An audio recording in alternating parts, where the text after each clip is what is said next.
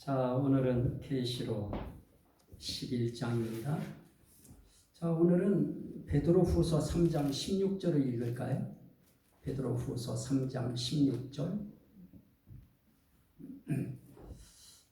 계시록에 대해서 우리가 너무 이걸 소홀히 여기면 안 되고 우리 마음대로 자의적인 해석을 해도 안 됩니다. 아무리 훌륭한 해석, 젠틀한 해석, 좀 고품격 해석을 한다고 해도 성경과 위배되어지는 그런 해석은 위험한 해석이기 때문에 자, 베드로후서 3장 우리가 이런 말씀을 봐야 돼요. 자, 거기에 15절 하반절에 보니까 우리가 사랑하는 형제 바울도 그 받은 지혜대로 너희에게 이같이 썼고 또 그 모든 편지에도 이런 일에 관하여 말하였으되 그 중에 알기 어려운 것이 더러 있으니 무식한 자들과 굳세지 못한 자들이 다른 성경과 같이 그것도 억지로 풀다가 스스로 멸망에 이르느니라. 아멘. 억지로 푸는 사람들을 뭐라고 해요? 무식하다 그래요. 그런데 억지로 푸는 사람들이 자기들 무식하다고 절대 안 그래요. 다 자기들 잘났다고 하지 무식하다 소리 하지 않습니다. 그런데 억지로 풀다가 스스로 멸망에 이르느니라. 누가 넣어서 멸망에 이르는 것이 아니고 스스로 멸망에 이르러요. 이런 화를 자초하는 것을 우리가 할 필요는 없는 것입니다. 그렇다고 해서 켈빈 선생님처럼 계시록을 너무 더 도외시하는 것도 그거는 마땅하지 않습니다.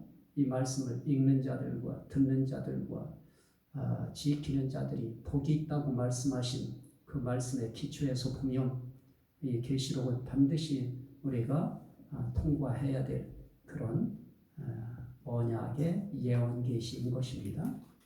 자, 그러면 오늘 우리가 계시록 22장 19절도 봐야 되지만 더해도 안 되고 제해도 안 되고 그래서 우리는 액면 그대로 말씀을 보는 것이 필요하다. 자, 우리 한번 기억을 되살리기 위해서 1장부터 3장까지 어린 양, 반드시 어린 양을 붙여야 됩니다. 어린 양 예수 그리스도의 계시와 교훈, 4장부터 7장까지는 어린 양 예수 그리스도의 영광과 권능 또는 능력, 그 다음에 8장부터 18장까지는 어린 양 예수 그리스도의 진노와 심판. 그래서 지금 이 11장도 어린 양 예수 그리스도의 진노와 심판 속에 포함되는 것입니다. 이게 뭐 진노에 대한 말씀이냐 그렇게 볼지 모르지만은 저는 이것을 진노와 심판으로 보는 겁니다. 자, 한번 그러면 우리가 한번 1절 말씀을 함께 읽을까요? 시작. 또 내게 지팡이 같은 갈대를 주며 말하기를 일어나서 하나님의 성전과 제단과 그 안에서 경배하는 자들을 측량하되 성전 바깥마당은 측량하지 말고 그냥 두라. 이것은 이방인에게 주었은즉 그들이 거룩한 성을 42달 동안 짓밟으리라. 아멘. 여기 지팡이 같은 갈대를 주면서 측량하라 그래요. 측량의 도구로 지팡이 같은 갈대를 주는 것이죠. 그 갈대가 무엇이냐 하는 거에 대해서는 우리가 성경을 통해서 우리가 봐야 되기 때문에 한번 계시록 21장 15절 계시록 21장 15절 지금 이제 예루살렘 이제 성곽에 대해서 지금 이야기하는 겁니다. 15절 시작. 내게 말하는 자가 그 성과 그 문들과 성곽을 측량하려고 금 갈대 자를 가졌더라. 금으로 만든 갈대 자를 가졌더라. 이거는 어디서만 가능할까요? 이거는 이 세상에서는 절대로 가능하지 않습니다. 갈대를 금갈대 되게 할 수는 없는 것입니다. 도금은 할 수 있겠죠. 그러나 영원 세계라고 하는 하늘 세계에서는 다 할 수 있습니다. 겉으로 보여질 때는 갈대지만은 그러나 금갈대 자로 성을 지금 성곽을 측량합니다. 자, 그러면 측량이라고 하는 말도 여러 가지로 해석들을 많이들 할 것입니다. 측량이 대체 뭐 하는 거냐라고 이야기하면서 본문에서 이야기할 때 하나님의 성전과 제단은 자로 재듯이 잴 수 있겠지만은 그 안에서 경배하는 자들을 어떻게 잴 수 있느냐? 이 단어 가지고 꼬리를 잡으면 이 측량이라고 하는 단어를 다른 방향으로 끌고 갈 수밖에 없습니다. 그러나 같은 계시록이라고 하는 요한계시록이라고 하는 언약 예언 계시 속에 이렇게 측량이라고 하는 것을 할 때 뭐를 하게 하는 것이냐? 재개하는 것입니다. 자, 16절 시작. 그 성은 네모가 반듯하여 길이와 너비가 같은지라 그 갈대 자로 그 성을 측량하니 12,000 스타디온이요 길이와 너비와 높이가 같더라. 분명한 것이죠. 이 갈대 자라고 하는 것은 치수 재는 것입니다. 그러면 성전과 경배하는 자 이거에 대해서 이제 어떤 구별을 지어야 될 텐데요. 여기서 갈대 지팡이 같은 갈대자와 금갈대자 사이에 차이점이 굉장히 크죠. 세상 성은 그냥 갈대자로 재지만은 하늘의 예루살렘 성은 금갈대자로 재요. 측량하는 것도 벌써 도구가 다른 것입니다. 금으로 재요. 금자로 재요. 그런데 여기에 하나님의 성전과 제단과 그 안에서 경배하는 자들을 측량하되 그러면서 성전 바깥마당은 측량하지 말고 그럽니다. 여기에 이 측량에 대한 어떤 그 방향이 여기에 답이 나와 있습니다. 안과 밖을 구분짓게 하는 것입니다. 성전 안과 성전 바깥을 구별하는 그 경계를 나타내기 위하여 지금 재개하는 것입니다. 그러니 거기에 뭐 경배하는 자들도 어떻게 재느냐? 경배하는 자도 다 잴 수 있습니다. 그들이 지금 세상의 발을 바깥 마당에 발을 걸치고 있는지 아니면 성전 안에 하나님 성전 안에 쑥 들어와서 경배하고 있는지 다 거기에서 그거 측량할 때 다 잴 수 있는 것입니다. 어쨌든 베드로 후서에서 우리에게 하신 말씀 베드로전서 4장 17절에서 하신 말씀 가운데 뭐가 있습니까? 심판을 어디서부터 시작하느냐? 하나님의 집에서부터 심판을 시작할 때가 되었나니 그럽니다. 결국 하나님의 집에서 심판을 시작할 때가 되어서 하나님의 집에 심판을 한다고 하면 결국은 지금 이런 측량에 의하여 심판이 되어질 것입니다. 하나님 성전 안에 있는 자와 성전 바깥에 있는 자를 완벽하게 지금 구별짓고 구분짓는 것입니다. 여기서 우리가 더 나가도 안 되고 더 나갈 수도 없는 것입니다. 그러면 여기에 성전이 대체 어떤 성전이냐라고 이야기할 때 이 성전을 가지고 건물 성전이냐 아니냐 하는 거에 이제 원어를 갖다 들이밀어서 이건 건물 성전이 아니고 이 제사장들이 사역하는 성소를 이야기하는 것이다. 이렇게 말씀을 그렇게 해석들을 하고 있습니다. 지금 다 그렇게 해석합니다. 저는 그 부분에 대해서 뭐 그렇게 그거를 꼬집거나 그럴 의도는 전혀 없습니다. 어쨌든 여기서 이야기하려고 하는 것은 결국은 뭐 얘기하려고 하는 것이냐? 거룩한 성을 42달 동안 짓밟게 하기 위하여 어떻게 하라고 하는 것이냐? 성전 바깥마당은 측량하지 말라는 것입니다. 그건 던져버리라는 것입니다. 그거는 그냥 포기하라는 것입니다. 그거는 그냥 내빈줘 두라는 것입니다. 그래서 이방인들로 하여금 성전 바깥마당에 속한 자들이 다 무엇을 봐요? 짓밟힘을 당해요. 진노죠. 나는 지금 그거를 이야기하는 것입니다. 어린 양 예수 그리스도의 진노는 이방인을 통하여 하나님을 경배하지 않는 그런 자들을 진노하고 심판하실 때에 이방인들을 사용하신다. 그런데 다양스러운 것은 무엇입니까? 여기도 역시 똑같은 것입니다. 성전 바깥 마당과 성전 안에 대한 구분을 정확하게 짓는 것입니다. 하나님 경배하는 자는 성전 안에 있는 자인 것입니다. 그럼 결국은 짓밟히는 자는 누구입니까? 성전 바깥에 있는 자들인 것입니다. 결국 안 믿는 자들인 것입니다.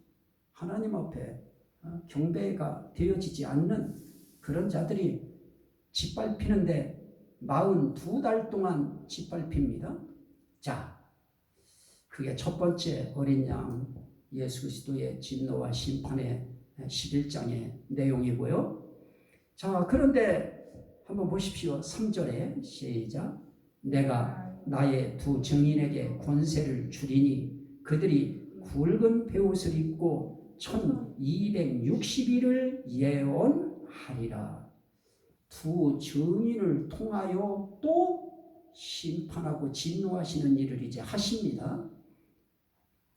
그 어떤 줄기를 우리가 방향을 우리가 잘 잡아야 되는 것입니다. 자, 보세요. 내가 나의 두 증인에게 권세를 주리니 그들이 굵은 베옷을 입고 1260일을 예언하리라. 두 증인의 사역은 뭐 하는 일이죠? 예언하는 일입니다. 얼마 동안 예언해요? 1260일 동안 예언하는 것입니다.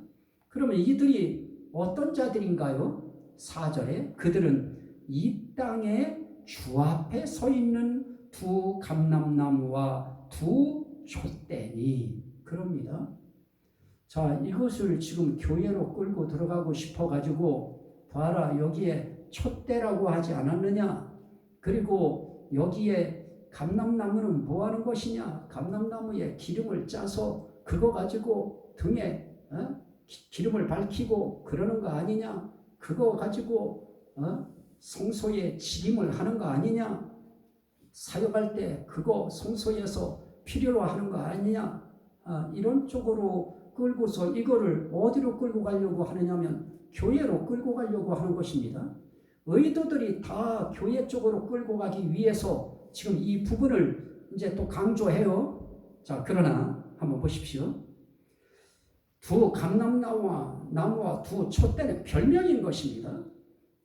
10절에 한번 보셔요. 10절에 시작. 이 두 선지자가 땅에 사는 자들을 괴롭게 한 거로. 자, 여기서 이야기하는 두 증인이, 예언하는 두 증인이 뭐로 나타납니까? 두 선지자입니다.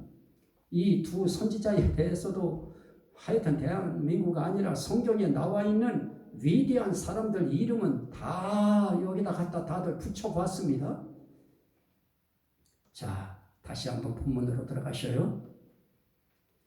자, 그 증인들, 그들의 별명이 두 감람나무 또는 두 촛대라고 하는데, 자, 5절에 시작. 만일 누구든지 그들을 해하고자 하면 그들의 입에서 불이 나와서 그들의 원수를 삼켜 버릴 것이요.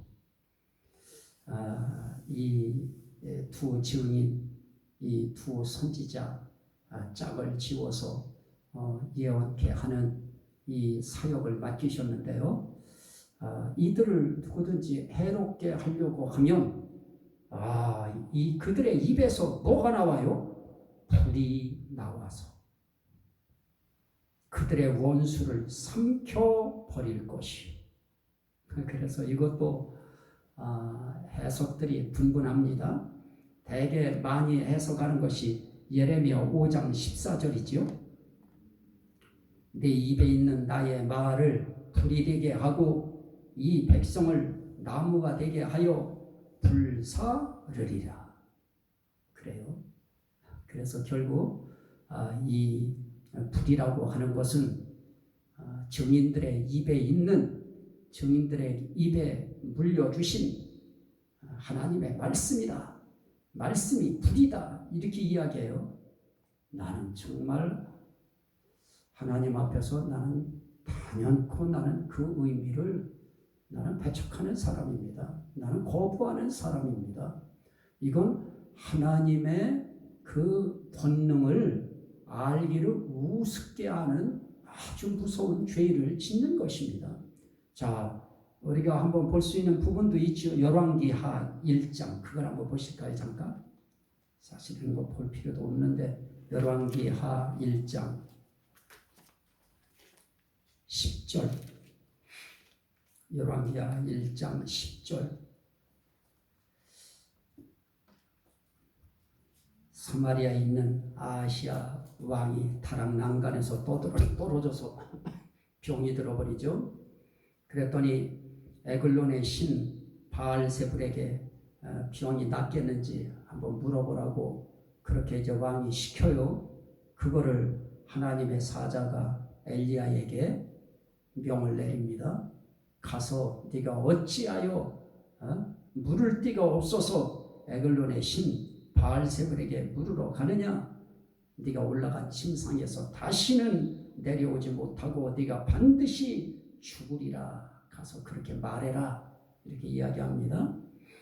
자, 그랬더니 이제 10절 말씀, 이제 그 엘리야에게 이제 침상에서 내려오지 못하고 반드시 죽는다고 엘리야 선지자가 그랬습니다. 했더니 왕이 사람들을 보내요. 그한테.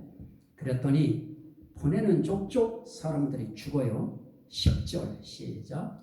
엘리야가 50부장에게 대답하여 이르되 내가 만일 하나님의 사람이면 불이 하늘에서 내려와 너와 너희 50명을 살을지로다 하매 불이 곧 하늘에서 내려와 그와 그의 군사 50명을 살랐더라. 그러죠? 불이 나와요. 불이. 하늘에서 불이 내려오게도 해요. 하나님. 하늘에서 불이 내려오게 하시는 하나님이 증인의 입에서 불 나오게 못할까요? 이건 우리의 개념으로 우리 인간의 이 한계적인 그 지식으로 그 지식의 범주로 생각을 하니까 어떻게 사람 입에서 불이 나오느냐 이렇게 이야기하지만 이때는 이제 하나님의 진노와 심판이 막 크게 치달을 때인데 이때 하나님께서 그 입에서 불 나오게 하는 거 나는 하나님은 사람은 할 수 없어도 하나님은 얼마든지 하실 수 있는 나는 그런 권능의 하나님으로 저는 믿기 때문에 그 입에서 불이 나와서 그들의 원수를 삼켜버릴 것이요 누구든지 그들을 해하고자 하면 반드시 그와 같이 죽임을 당하리라. 입에서 불 나오게 하는 역사, 그곳으로 사람들을 어떻게 해요? 대적하는 자들을 진노하고 심판하시는 이 역사가 지금 나타나고 있는 것입니다. 자, 6절입니다. 그들이 권능을 가지고 하늘을 닫아 여기 그들은 두 증인이죠. 두 증인이 권능을 가지고 하늘을 닫아 그 예언을 하는 날 동안 비가 오지 못하게 하고 또 권능을 가지고 물을 피로 변하게 하고 아무 때든지 원하는 대로 여러 가지 재앙으로 땅을 치리로다.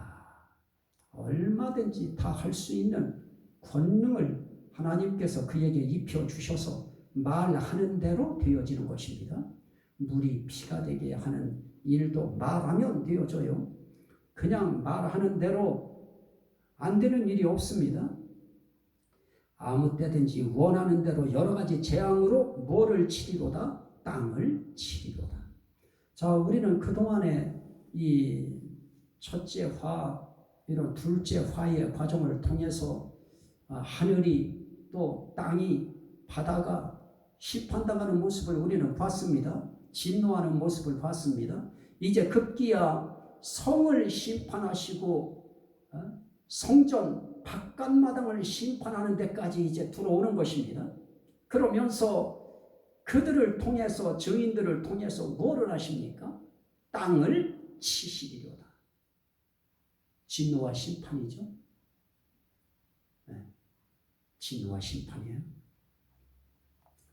그 다음에 7절, 그들이 그 증언을 마칠 때에 다 하나님의 증인들은 다 시간이 있어요. 소명을 주신 기간이 있습니다. 그 기간이 마칠 때에 무적행으로부터 올라오는 짐승이 그들과 더불어 전쟁을 일으켜 그들을 이기고 그들을 죽일 터인즉 그들의 시체가 큰 성 길에 있으리니 그럽니다. 그렇게 권능을 가지고 그렇게 물을 피가 되게 하고 불이 나오게 하고 하늘을 닫기도 하고 하늘을 열기도 하고 이러는 권능을 가진 사람도 어떻게 돼요? 때가 딱 차면 무정향에서 나오는 짐승에게 당해요. 짐승이 그들과 더불어 전쟁을 일으켜 그들을 이기고 그들을 죽일 터인즉 그들의 시체가 큰 성 길에 있으리니 그 성은 영적으로 하면 소돔이라고도 하고 애굽이라고도 하니 곧 그들의 주께서 십자가에 못 박히신 곳이라. 이게 사명자들의 최후인 것입니다. 소명받은 사람들의 사역할 때에는 능력 있게 권능 있게 쓰임 받아도 그 소명이 다할 때에는 이렇게 무정야에서 나오는 짐승 하나에 처절하게 지금 죽임을 당합니다. 순교를 당하는 것입니다. 베스베스로 향하는 그 암소, 그가 소명을 다하고 난 다음에는 번제물이 되어지듯이 하나님의 증인들은 쓰임받는 그날까지 쓰임받되 하나님께서 붙들어 주시는 것입니다. 권능으로 함께 하시는 것입니다. 그 권능 받아서 사역하다가 이렇게 순교 당해요. 죽임도 당할 수 있습니다. 그것이 어떤 것이냐? 주님이 십자가에 못 박히신 곳이라, 영적으로 그렇게 못 박히신 곳이라 그럽니다. 그랬더니 백성들과 족속과 방언과 나라 중에서 사람들이 그 시체를 사흘 반 동안을 보며 무덤에 장사하지 못하게 하리로다. 좁은 공간에서 이루어지는 사건 같으면서 이걸 전 세계로 확대시키죠, 갑자기. 그래서 영의 세계에서 일어나는 영적 세계의 일은 우리 육신의 세계의 눈으로 모든 걸 다 해석하려고 하다 보면 이해 안 되는 것들이 너무나도 많이 있습니다.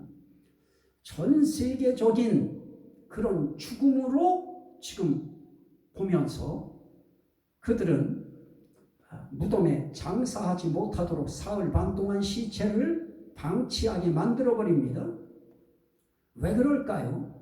이유가 있겠죠. 10절, 이 두 선지자가 땅에 사는 자들을 괴롭게 한 거로.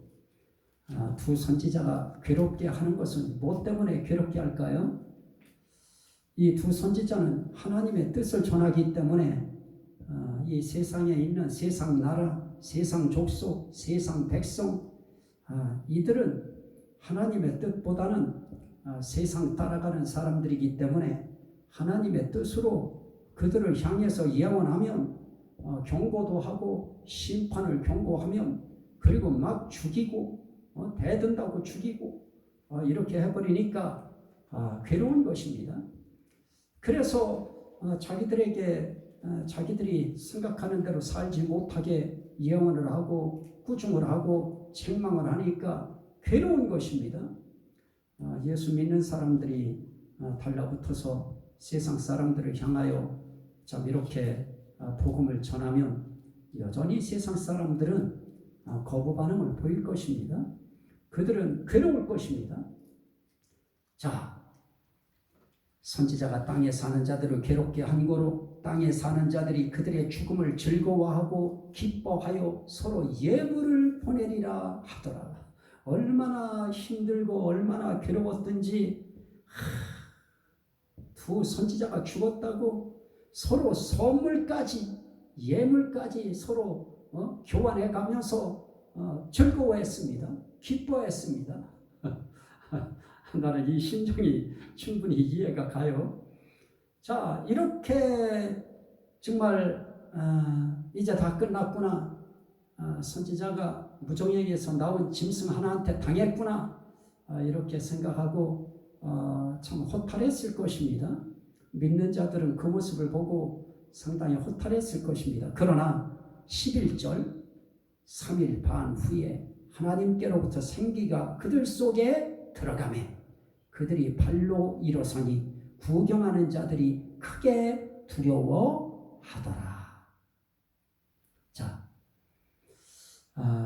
이것을 교회로 두 선지자를 교회로 해석을 하려고 하면 교회 4장에서 이리 올라오라 해서 그걸 교회의 휴거로 이야기하는 교리들이 또 무너질 수밖에 없는 것입니다. 여기 와서 또 휴거를 또 해야 돼요. 이해되셔요? 네. 그러니까 제가 이야기하려고 하는 것은 4장 휴거 아니다 그 얘기하는 것입니다. 계시록에서는 그거 하나만 우리가 잡아도 이거는 계시록에서 큰 거 우리가 붙드는 것입니다. 여기에서도 하늘로 이리로 올라오라 함을 그들이 듣고 구름을 타고 하늘로 올라가니 부활해서 승천하는 것입니다. 그랬더니 사람들이 원수들도 구경하더라. 그래요. 그때에 자 이거 진노로 보는 것입니다. 큰 지진이 나서 성 10분의 1이 무너지고 지진에 죽은 사람이 7천이라. 성 10분의 1이 무너지는 진노와 심판을 당하면서 또 사람들이 7천이나 죽는 진노와 심판을 당하는 것입니다. 자, 그러니까 그 남은 자들이 두려워하여 영광을 하늘의 하나님께 돌리더라 그럽니다. 택함 받은 자는 기뻐서 영광을 돌리고 택함 받지 못한 사람들은 두려워서 영광을 돌리는 것이죠. 영광 돌린다고 해서 그 영광 돌림이 다 같은 의미는 아닌 것입니다. 정말 택함 받은 자는 기쁘고 즐겁고 감사해서 영광 돌리는 거와 무섭고 두려워서 할 수 없이 박수 억지로 치듯이 그렇게 하는 거와는 차이가 나는 것이죠. 자, 이제 거기서 14절에 둘째 화는 지나갔으나 보라 셋째 화가 속히 이르는도다 그럽니다. 그러면서 일곱째 천사가 드디어 나팔을 붑니다. 자, 진노와 심판을 이야기하면서 지금 일곱째 천사가 나팔을 불 때 하늘에 큰 음성이 납니다. 이건 굉장히 안내방송이기 때문에 중요한 것이죠. 자, 한번 읽을까요? 세상 나라가 우리 주와 그의 그리스도의 나라가 되어 그가 세세토록 왕노릇 하시리로다 하니. 이제야말로 이제 세상 나라 이제 그거 이제 더 이상 세상 나라 아니다. 이 모든 세상 나라가 우리 주와 그 주는 하나님이죠. 하나님과 그리스도의 나라가 이제 되는 것이다. 그래서 주와 그리스도가 세세토록 왕노릇 하실 것이다. 결국 예수 그리스도의 승리를 미리 안내 방송하는 것이죠. 예수 그리스도의 나라의 승리, 예수 그리스도의 승리를 지금 이제 미리 땡겨서 미리 예고하는 것입니다. 그랬더니 하나님 앞에서 자기 보좌에 앉아있던 24장로가 엎드려 얼굴을 땅에 대고 하나님께 경배하여 이르되, 여기에 땅에 얼굴 대서 이건 겸손한 것이다, 정성을 들인 것이다, 나는 그렇게 거기까지는 이야기하고 싶지 않습니다. 그들이 하나님께 경배하면서 하는 고백이 무엇입니까? 시작. 감사하옵나니 옛적에도 계셨고 지금도 계신 주 하나님 곧 전능하신 이요 친히 큰 권능을 잡으시고 왕노릇 하시도다. 이방들이 분노하는 것이 뭐예요? 42달 동안 거룩한 성을 짓밟기도 하고, 그러면서 두 증인, 두 선지자들의 죽음을 애곡하지 아니하고 빈정거리고 오히려 기뻐하고 박수를 치고 이러면서 이방들이 얼마나 분노해요. 하나님에 대해서 분노하고, 하나님의 일에 대해서 분노하고, 하나님의 복음에 대해서 분노하고, 분노함에 주의 진노가 내려 죽은 자를 심판하시며 종 선지자들과 성도들과 또 작은 자든지 큰 자든지 주의 이름을 경외하는 자들에게 상 주시며 또 땅을 망하게 하는 자들을 멸망시키실 때로소이다 하더라. 자, 이제야말로 무엇이 이루어져요? 이제 세상 나라가 우리 주와 그리스도의 나라가 이제 되어서 그가 세세토록 왕노릇할 것이다. 이거를 지금 안내방송하면서 또 하나는 이제 감사하게도 우리 전능하신 하나님이 큰 권능을 잡으시고 이제 왕노릇 하신다. 그가 왕노릇하면 어떤 일이 생겨요? 이방들이 분노해봤자인 것입니다. 주의 진노가 한번 내리면 죽은 자를 심판하시고, 심판하는 것은 심판만 하시나요? 여기서 하나님의 공의를 지금 안내하는 것입니다. 하나님의 공의는 이렇게 죽은 자들, 하나님 경배하지 않고 하나님 앞에 분노하고, 하나님의 종들에 대해 분노하고, 하나님의 백성들에 대해서 분노하고, 손가락질하고 박해하고 학대하는 이런 자들을 하나님이 심판하시는 날이 온다. 심판만 하시는 것이 아니다. 종 선지자들과 성도들과 또 작은 자든지 큰 자든지 주의 이름을 경외하는 자들, 큰 자가 됐든 작은 자가 됐든 성도들이 됐든 선지자들이 됐든 주의 이름을 경외하는 자들, 그들에게 상 주실 것이다. 그리고 땅을 망하게 하는 자들을 멸망시키실 것이다. 이제야말로 그때가 왔습니다. 감사합니다 하고 24장로가 하나님 앞에 감사 찬양을 올리는 것입니다. 그러자 19절에 이에 하늘에 있는 하나님의 성전이 열리니, 지상에 있는 땅의 성전, 갈대자로 측량하는 그 성전하고 이제 차원이 다른 것입니다. 이제는 하늘의 성전이 열리는 것입니다. 하늘에 있는 하나님의 성전이 열리니 성전 안에 하나님의 언약궤가 보이며 또 번개와 음성들과 우레와 지진과 큰 우박이 있더라. 이제야말로 참된 이 땅의 것은 다 하늘의 것의 모형과 그림자인데요, 실체가 되는 하늘의 성전이 쫙 열리면서 거기서 하나님의 언약궤를 탁 보여줘요. 언약궤는 하나님의 신실성을, 하나님의 약속에 대한 신실함을 우리에게 입증시켜주는 아주 중요한 단서인데요, 이렇게 하나님의 언약궤가 보이면서 봐라, 이제야말로 본격적으로 하나님의 참된 성전이 이제 열리면서 너희에 대한 이제 보호와 인도와 은혜가 있을 것이다.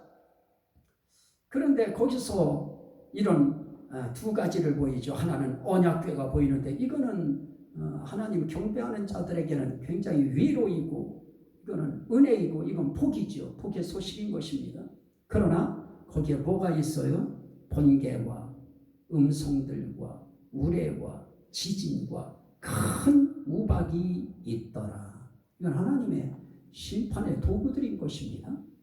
그래서 하나님께서는 결국 망할 자 심판하시고 구원받을 자 하나님께서 구원하셔서 상 주시는 이 일을 이제 하실 때가 됐다 하고 이제 급기야 이제 뭡니까? 셋째 화가 속히 이르는도다.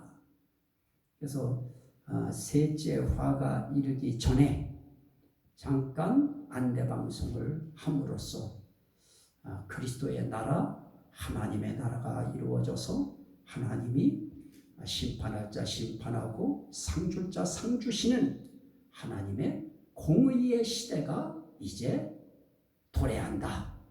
그러니 이 땅에서 핍박받고 학대받고 어려움당하고 고통당하고 이방인들 믿지 않는 자들에게 그런 권세들에게 또 무적행의 짐승 같은 권세들에게 어려움당하는 그런 모든 주의 종들 그리고 주의 성도들 그 이름을 경외하는 자들 용기 내라 힘내라 이런 하나님이 계시다 이런 어린 양 예수 그리스도의 나라가 곧 온다 반드시 이기고 승리해라 지금 그 응원가지요. 그래서 이 11장에서는 결국 네 가지 첫째는 거룩한 성을 42달 동안 이방인에게 주어서 짓밟히게 하는 진노와 심판 또 두 증인들이 입에서 불이 나와서 원수를 삼키고 해하는 자들을 죽이게 함으로 죽임당하는 심판 그리고 또 우리가 볼 수 있는 것은 원하는 대로 여러 가지 재앙으로 땅을 치시는 그런 진노와 심판 증인을 통해서 하시지만 이건 결국은 어린 양 예수 그리스도의 진노와 심판인 것입니다. 그리고 지진이 나서 성 10분의 1이 무너지고 지진에 죽은 사람이 7천 되게 하는 어린 양 예수 그리스도의 진노와 심판. 그러나 그런 심판 속에도 성전 하나님의 성전 안에서 경배하는 자들 그 이름을 경외하는 자들은 반드시 상 받을 것이다. 보호될 것이다. 은혜 입을 것이다. 이것이 이 11장의 중요 내용입니다. 오늘 거기까지 말씀을